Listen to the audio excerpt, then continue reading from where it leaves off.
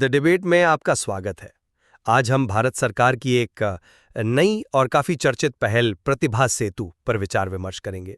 इसका जिक्र हाल ही में प्रधानमंत्री जी ने मन की बात में भी किया था। तो ये है क्या?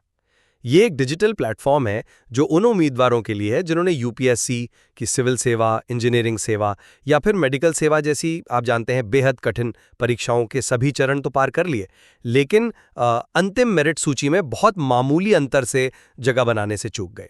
जी। और हमारे आज के विमर्श का केंद्र यही सवाल है कि क्या प्रतिभा सेतु पोर्टल वाकई में इन अत्यंत योग्य उम्मीदवारों को उनकी प्रतिभा के हिसाब से एक सार्थक अवसर दे रहा है, या फिर इस नेक इरादे वाली पहल के कुछ ऐसे अनपेक्षित परिणाम या यूं कहें सीमाएं हैं जिन पर हमें शायद थोड़ा और गहराई से सोचने की जरूरत है।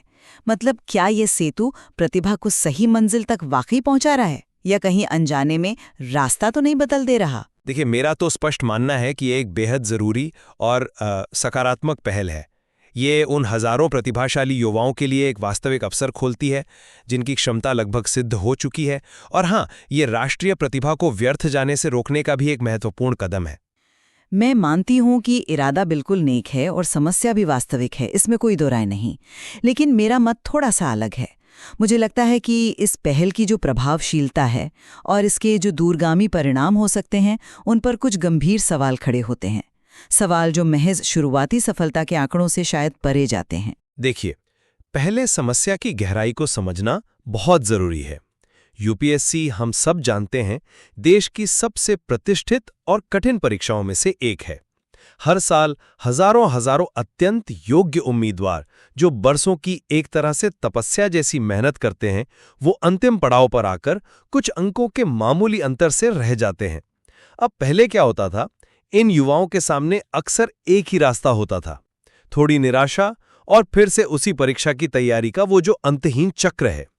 इसमें न केवल उनका कीमती समय और ऊर्जा बर्बाद होती थी, बल्कि उन पर और उनके परिवारों पर भारी आर्थिक और मानसिक दबाव भी पड़ता था।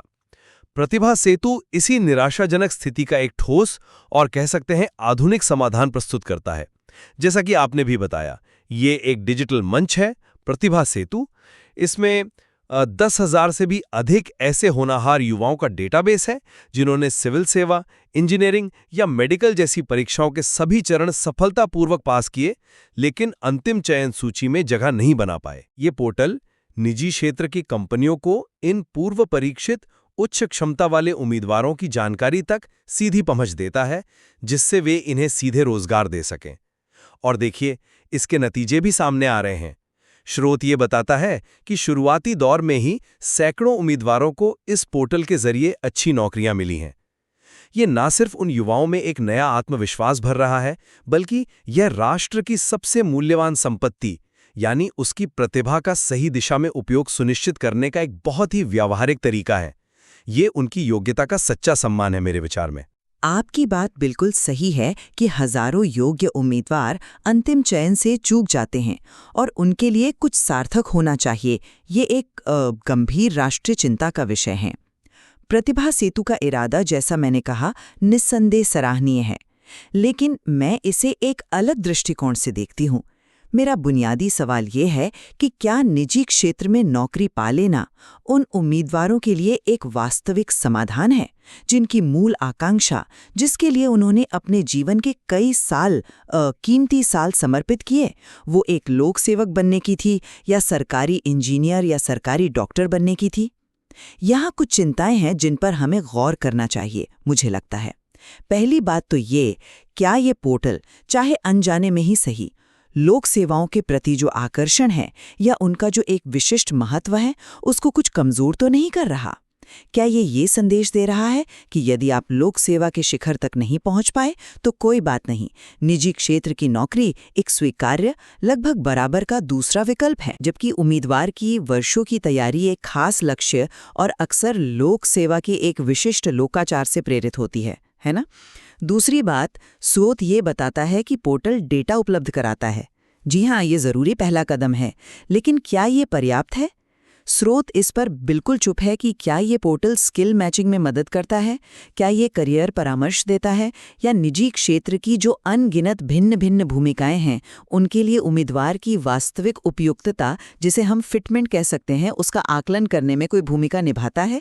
केवल डेटा शेयर कर देने से क्या सही मेल की गारंटी मिल जाती है?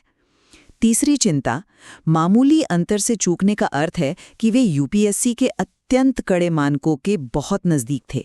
ठीक है, लेकिन क्या लोक सेवाओं के लिए ज़रूरी ज्ञान, कौशल और अभिवृत्ति वो निजी क्षेत्र की विविध मांगों से हूबहू मेल खाती हैं? क्या यहाँ उम्मीदवार की उपयुक्तता यानी फिटमेंट का एक गंभीर मुद्दा नहीं खड़ा हो सकता? और अंत में स्रोत के अनुसार 10,000 से अधिक उम्मीदवारों के डेटा बैंक की तुलना में सैकड़ों नौकरियों का जो शुरुआती आंकड़ा है, क्या ये वास्तव में एक व्यापक सफलता का प्रमाण माना जा सकता है, या ये अभी भी एक पायलट प्रोजेक्ट जैसा ही है जिसके वास्तविक प्रभाव का आकलन करना शायद थोड़ी जल्दबाजी होगी? आपने कई विचारणीय बिंदु उठाए हैं, बिल्कुल, लेकिन मैं इसे मुख्य रूप से प्रतिभा के सदुपयोग और अवसर निर्माण के दृष्टिकोण से देखता हूं। सबसे अहम बात यह है कि देश के सबसे प्रतिभाशाली युवा जो एक कठिनतम परीक्षा के अंतिम चरण तक पहुंचे, वे अब बेकार नहीं बैठे हैं। उन्हें तत्काल एक सार्थक अवसर मिल रहा है। इससे न केवल उनका मनोबल बढ़ता है, बल्कि उनकी ऊर्जा सही दिशा में लगती है। और ये उनकी योग्यता का ही तो प्रमाण है कि निजी क्षेत्र उन्हें महत्व दे रहा है, उन्हें रोजगार देना चाहता है। यह उस ब्रेन ड्रेन या प्रतिभा के क्षरण को रोकता है जो पहले हो रहा था, जब ये युवा या तो तैयारी के दुष्चक्र में फंसते थे या फिर हताश हो जाते थे। मैं प्रतिभा के उपयोग के महत्व को समझती हूँ, बिल्कुल, लेकिन मेरा प्रश्न बना हुआ है, क्या ये उपयोग उम्मीदवार की मूल और शायद गहरी आकांक्षा की कीमत पर तो नहीं हो रहा? क्या ये उन्हें एक ऐसे करियर पथ पर नहीं धकेल रहा जिसे उन्होंने स्वयं शायद कभी प्राथमिकता नहीं दी होती? आत्मविश्वास जरूरी है, हाँ, लेकिन क्या ये उस लक्ष्य को हासिल न कर पाने की जो एक टीस होती है, उसका स्थायी समाधान है? तो क्या ये वाकई प्रतिभा का सम्मान है, या एक तरह का जैसे कहते हैं ना, सांत्वना पुरस्कार? नहीं, मुझे लगता है आप यहाँ निजी क्षेत्र की क्षमता और भूमिका को शायद थोड़ा कम करके आंक रहे हैं। इस पहल से निजी कंपनियों को क्या मिल रहा है? सोचिए, उन्हें मिल रहे हैं उच्च गुणवत्ता वाले, पहले से जांचे परखे, बेहद अनुशासित और मेहनती उम्मीदवार। ये उनकी भर्ती प्रक्रिया को कितना सुगम और प्रभावी बनाता है। उन्हें देश की शीर्ष प्रतिभा तक सीधी पहुंच मिल रही है। यह केवल उन कंपनियों के लिए ही नहीं, बल्कि पूरी अर्थव्यवस्था के लिए फायदेमंद है, क्योंकि कुशल मानव संसाधन का प्रभावी ढंग से उपयोग हो रहा है। यह तो एक विन विन स्थिति है। मैं निजी क्षेत्र की भूमिका को कम नहीं आंक रही, बल्कि मैं ज़मीनी हकीकत पर ध्यान दिलाना चाह रही हूँ। निजी क्षेत्र निश्चित रूप से प्रतिभा चाहता है, हाँ, लेकिन सवाल ये है कि क्या वे इन उम्मीदवारों की जो एक अनोखी पृष्ठभूमि है, यानी वर्षों तक एक विशिष्ट गैर कॉरपोरेट लक्ष्य जैसे लोक सेवा के लिए की गई तैयारी, क्या उसे गहराई से समझते हैं? क्या वे उन्हें केवल इसलिए भर्ती कर रहे हैं क्योंकि वे स्मार्ट हैं और आसानी से उपलब्ध हैं, या वे वास्तव में उनकी क्षमता के अनुरूप रणनीतिक और संतोषजनक भूमिकाएं दे भी रहे हैं? यहाँ एक और महत्वपूर्ण पहलू जुड़ता है। इन उम्मीदवारों की कार्यशैली, उनकी अपेक्षाएं और उनके मूल्य, जो अक्सर लोक सेवा के लोकाचार जैसे कि प्रक्रियात्मक निष्पक्षता, सार्वजनिक हित की भावना से प्रेरित होते हैं, क्या वे हमेशा निजी क्षेत्र के तीव्र गति वाले, मुनाफा केंद्रित और कभी-कभी ज़्यादा अनौपचारिक कॉरपोरेट वातावरण के साथ आसानी से तालमेल बिठा पाएंगे? क्या यहाँ एक सांस्कृतिक अनुकूलन की चुनौती नहीं होगी? आपने पोर्टल की प्रभावशीलता पर भी सवाल उठाया था। देखिए, इसका नाम ही सेतु है, एक पुल। इसका मूल उद्देश्य अवसरों और उम्मीदवारों को जोड़ना है, और स्रोत के अनुसार ये अपना काम सफलतापूर्वक कर रहा है। सैकड़ों नौकरियां मिलना इसकी शुरुआती प्रभावशीलता का स्पष्ट प्रमाण है। और ये कोई जड़ वस्तु तो है नहीं, यह एक डिजिटल मंच है जो समय के साथ उपयोगकर्ता की प्रतिक्रिया और ज़रूरतों के अनुसार विकसित हो सकता है और निश्चित रूप से बेहतर भी होगा। लेकिन शुरुआत तो निश्चित रूप से उत्साहजनक है, इसमें कोई दो राय नहीं। सेतु का विचार निस्संदेह उत्तम है, बिल्कुल, लेकिन एक प्रभावी सेतु सिर्फ दो किनारों को जोड़ता नहीं है, वो ये भी सुनिश्चित करता है कि उस पर से गुजरने वाला यातायात सुरक्षित और सही तरीके से अपनी मंजिल तक पहुंचे। मेरा कहने का मतलब यह है कि क्या इस पोर्टल में सिर्फ डेटा संग्रह से आगे बढ़कर उम्मीदवारों की विशिष्ट शक्तियों, कमजोरियों, उनकी रुचियों और उनके जो दीर्घकालिक करियर लक्ष्य हैं, उनको समझने का कोई गहरा तंत्र मौजूद है? क्या ये सुनिश्चित करने का कोई प्रयास इसमें है कि उम्मीदवार और नौकरी का मेल केवल सतही योग्यता जैसे परीक्षा पास करना पर आधारित ना होकर वास्तविक रुचि, कार्य संस्कृति और दीर्घकालिक करियर संतुष्टि के भी अनुकूल हो? स्रोत इन महत्वपूर्ण कार्यात्मक विवरणों पर बिल्कुल मौन है। देखिए, सफलता केवल सूची बनाने या कुछ शुरुआती प्लेसमेंट गिनने में नहीं है, बल्कि ये सार्थक और टिकाऊ करियर बनाने में मदद करने में है। क्या ये सेतु उतना मजबूत है? ये सवाल है। और जहां तक मामूली अंतर वाली बात है, मेरे विचार में ये तो असल में इन उम्मीदवारों की असाधारण क्षमता को ही रेखांकित करता है। आप सोचिए, वे देश की सबसे कठिन परीक्षा में लगभग सफल हो ही गए थे। इसका सीधा अर्थ है कि उनमें उच्च स्तरीय विश्लेषणात्मक कौशल, समस्या समाधान की क्षमता और दृढ़ता कूट-कूट कर भरी है।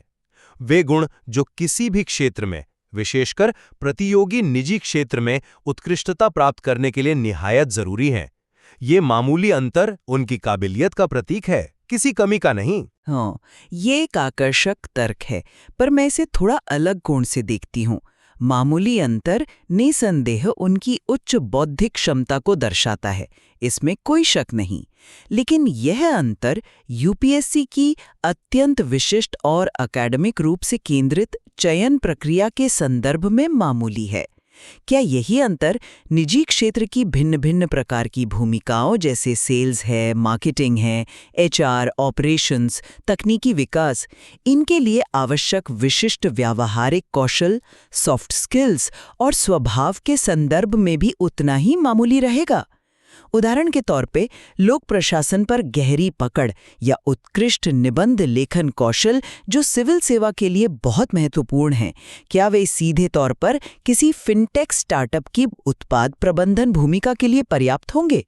हमें ये स्वीकार करना होगा कि अलग-अलग क्षेत्रों में सफलता के लिए अक्सर अलग-अलग तरह के कौशल सेट और व्यक्तित्व के लक्षणों की आवश्यकता होती है। इसलिए उम्मीदवार की वास्तविक उपयोगिता यानी वो जो फिटमेंट का सवाल है, उस पर सावधानीपूर्वक विचार करना जरूरी है। केवल मामूली अंतर के टैग पर निर्भर रहना शायद पर्याप्त न हो। तो निष्कर्ष के तौर पर मैं पूरी दृढ़ता से कहूंगा कि प्रतिभा सेतु एक स्वागत योग्य, समय की मांग के अनुरूप और नवोन्मेषी कदम है। यह उन हजारों प्रतिभाशाली युवाओं को एक ठोस, व्यवहारिक मंच प्रदान करता है जो पहले शायद व्यवस्था की खामियों के कारण हाशिए पर जा सकते थे। यह उनकी वर्षों की कड़ी मेहनत और अद्वितीय क्षमता को न केवल मान्यता देता है, बल्कि उसे एक सार्थक दिशा भी देता है।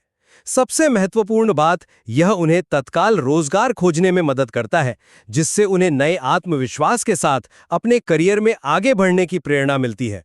जैसा कि स्रोत में उल्लिखित शुरुआती सफलता, यानी वो जो सैकड़ों नौकरियों का मिलना है, वो स्पष्ट रूप से इंगित करता है। यह प्रतिभा के सम्मान और राष्ट्रहित में उसके सदुपयोग का एक उत्कृष्ट और अनुकरणीय मॉडल है। और मैं ये कहते हुए निष्कर्ष निकालूंगी कि प्रतिभा सेतु की नेक नीयत और इसमें निहित संभावनाओं से इनकार नहीं किया जा सकता, बिल्कुल।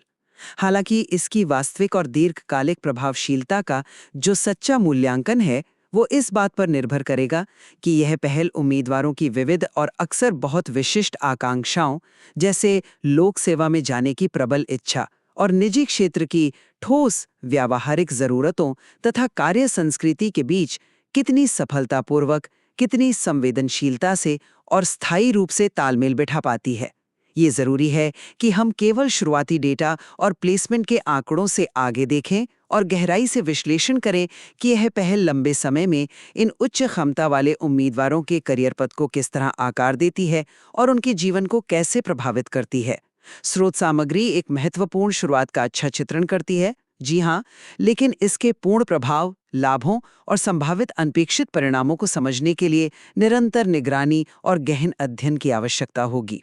बिल्कुल स्पष्ट है कि प्रतिभा सेतु एक बहुआयामी पहल है जिसके लाभ नजर आ रहे हैं, लेकिन जैसा हमने इस विमर्श में देखा, कुछ महत्वपूर्ण प्रश्न और विचारणीय पहलू भी मौजूद हैं जिन पर यकीनन ध्यान देना आवश्यक है। सहमत हूँ। स्रोत सामग्री ने निश्चित रूप से हमें इस महत्वपूर्ण और समकालीन विषय पर विभिन्न दृष्टिकोणों से सोचने और विश्लेषण करने के लिए एक मजबूत आधार प्रदान किया है। निसंदेह इस पहल के विकास पर आगे भी नज़र रखने और इसके प्रभावों को समझने की गुंजाइश बनी रहेगी।